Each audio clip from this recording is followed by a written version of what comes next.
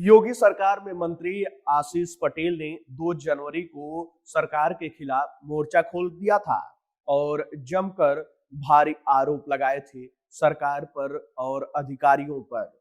Media के सामने आकर उन्होंने अपनी बातों को रखा था। उसके बाद से ही एक अलग बवाल खड़ा हो गया था और आपको बता दें कि ये बवाल शुरू तब हुआ जब शीतकालीन सत्र के पहले ही उनके विभाग के ऊपर कई आरोप लगने लगे, अनियमितता का आरोप लगा। उसके बाद पल्लवी पटेल यानी कि आशीष पटेल की ही साली धरने पर बैठ गईं और उनके विभाग में अनियमितता का आरोप लगा, भ्रष्टाचार के आरोप लगे, घूस लेने के आरोप लगे।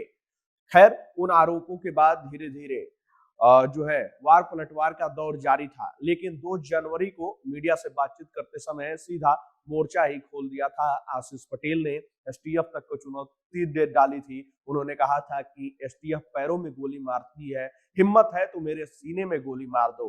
वहीं उन्होंने इस्तीफा देने की बात पर कहा था कि इस्तीफा डरपोक देते हैं, अगर दिक्कत है तो बर्खास्त किया जाए। वहीं इस पूरे मामले को देखते हुए बीजेपी जल्द से जल्द इस पूरे मामले को शांत कराना चाहती थी।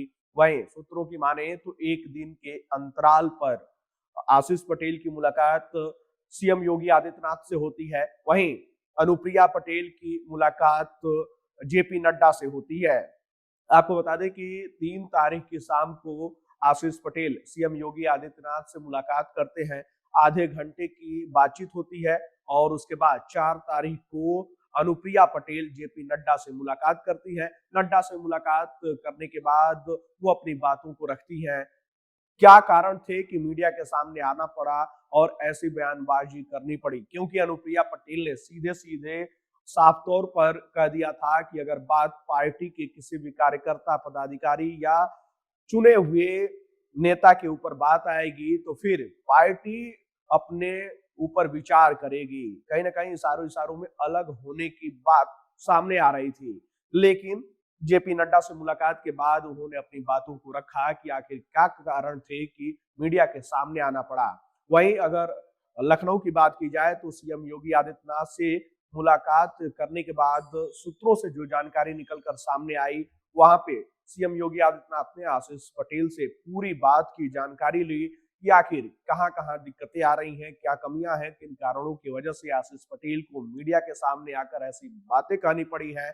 और वहीं सीएम योगी आदित्यनाथ ने आगे से ऐसी बात कहने से खुद को रोकने के लिए कहा है और सूत्रों के अनुसार ऐसी बयानबाजी पे रोक लगाने की बात सीएम योगी आदित्यनाथ ने कही है। और वहीं इस पूरे मामले को समझते हुए सीएम योगी आदित्यनाथ ने आशीष पटेल को समझाया है।